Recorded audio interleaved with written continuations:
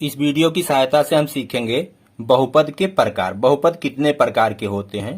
तो सबसे पहले हमने इसको दो वर्गों में बांट दिया, पदों के आधार पर यानी पदों की संख्या के आधार पर, और दूसरा है घात के आधार पर। तो पहला हम देखेंगे पदों के आधार पर। इसमें तीन कैटेगरी के हैं, एक पदीय बहुपद, द्विपदीय बहुपद और त्रिपदीय बहुपद। हम सबसे पहले बहुपद को देखेंगे, उसके बाद में उसके पदों की संख्या को गिनेंगे। उसके आधार पे हम बता सकते हैं कि यह एक पदीय है या द्विपदीय है या त्रिपदीय है। अब जैसे देखिएगा, पदों की संख्या के आधार पर बहुपद तीन तरह के हैं। तो एक पदीय बहुपद कौन सा है, जैसे ए स्क्वायर या 2x या पी क्यू स्क्वायर या यम स्क्वायर या यम क्यूब या 2x घाते 4, ये सभी क्या हैं, एक पदीय बहुपद हैं। सभी में एक पद हैं। अब चलिए दूसरा देखते हैं, द्विपदीय बहुपद। जैसे इस प्रकार का होता है x प्लस 2, इसमें दो पद हैं, ये एक पद और ये दूसरा पद। अब चलिए और उदाहरण लेते हैं, 4x स्क्वायर प्लस 5, इसमें भी दो पद हैं। यम प्लस n, इसमें भी दो पद हैं। 2x स्क्वायर प्लस 3y, इसमें भी दो पद हैं। जहां प्लस और माइनस का चिन्ह लगा होता है वो पदों को अलग करता है। तो एक पद और ये दूसरा पद, तो जिसमें दो पद हैं वो द्विपदीय बहुपद है। अब चलिए देखते हैं त्रिपदीय बहुपद। तो x प्लस y प्लस 2, इसमें तीन पद हैं, तो ये त्रिपदीय है। और उदाहरण लेते हैं, 4x cube plus 2x square plus 2x, इसमें भी तीन पद हैं, तो ये त्रिपदीय है। M cube minus n square minus 1, इसमें भी तीन पद हैं, तो ये त्रिपदीय बहुपद है। तो पदों के आधार पर बहुपद तीन तरह के होते हैं, एक पदीय बहुपद, द्विपदीय बहुपद, त्रिपदीय बहुपद। जिसमें सिर्फ एक पद हो, एक पदीय बहुपद। जिसमें दो पद हों, द्विपदीय बहुपद।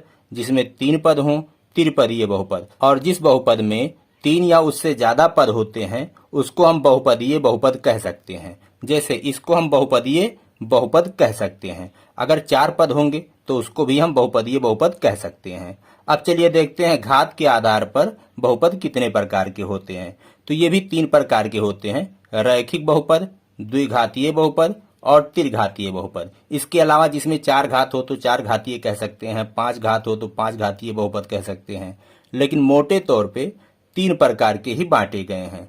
अब आइए सबसे पहले हम इसको मिटा देते हैं, उसके बाद बताते हैं। तो घात के आधार पर सबसे पहले हम देखेंगे रैखिक बहुपद किसे कहते हैं। ऐसा बहुपद जिसमें बहुपद की घात एक हो। जैसे देखिए x या x प्लस वाई या m प्लस n प्लस 2। इसमें आपको पदों को नहीं गिनना है। ये देखिए इसमें सिर्फ एक पद है, इसमें दो पद हैं, इसमें तीन पद हैं। लेकिन यहाँ पदों से मतलब नहीं है, यहाँ घात से मतलब है। इस बहुपद में जो सबसे बड़ी घात है वो एक है। देखिए x के पावर एक यहाँ लिख सकते हैं, तो बहुपद की घात एक है। यहाँ सबसे बड़ी घात कौन है, इसकी घात एक है और इसकी भी एक है। तो सबसे बड़ी जो घात है एक है, इसमें भी एक है, इसमें भी एक है। और दो गुणे x ले लीजिए, y ले लीजिए, x की पावर 0 कर सकते हैं। तो सबसे बड़ी जो घात है वो एक है, और जो सबसे बड़ी घात होती है उसे बहुपद की घात कहते हैं। अगर बहुपद की घात एक है तो ये रैखिक बहुपद कहलाता है। अब चलिए दूसरा वाला देखते हैं, द्विघातीय बहुपद। जैसे इस तरह से लिखा हो, x स्क्वायर प्लस 2x, इसमें देखिए सबसे बड़ी घात 2 है, तो बहुपद की घात 2 है, इसलिए इसे द्विघातीय बहुपद कहेंगे। आप पदों को नहीं गिनेंगे, यहाँ पे आप घात को देखेंगे। इस तरह से लिखा हो, x square plus x plus 3, इस बहुपद में जो सबसे बड़ी घात है वो 2 है। देखिए इसकी घात 1 है और यहाँ x की घात 0 लिख सकते हैं, तो सबसे बड़ी घात कौन है? 2। तो इस तरह से बहुपद की घात 2 है, तो ये द्विघातीय बहुपद होगा।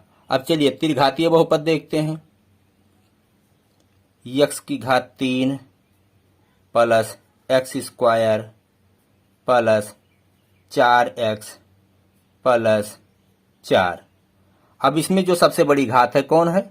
सबसे बड़ी घात 3 है, तो बहुपद की घात 3 है, इसलिए इसे त्रिघातीय बहुपद कहेंगे।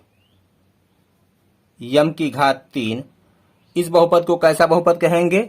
इस बहुपद को भी हम त्रिघातीय बहुपद कहेंगे। सिर्फ एक पद है, लेकिन यहाँ पद को नहीं देखना है, आपको घात को देखना है। तो इस तरह से आपके समझ में आ गया होगा कि बहुपद कितने तरह के होते हैं। तो पदों के आधार पर एक पदीय बहुपद, द्विपदीय बहुपद, त्रिपदीय बहुपद, और घात के आधार पर रैखिक बहुपद, द्विघातीय बहुपद और त्रिघातीय बहुपद होते हैं। तो मैं उम्मीद करता हूं कि मेरा ये वीडियो आपके समझ में आया होगा, आपको पसंद आया होगा। अगर आपको पसंद आया है तो आप लाइक करिए, हमारे चैनल को सब्सक्राइब करिए। हम मिलेंगे आपसे अगले वीडियो में। जय हिंद, जय भारत।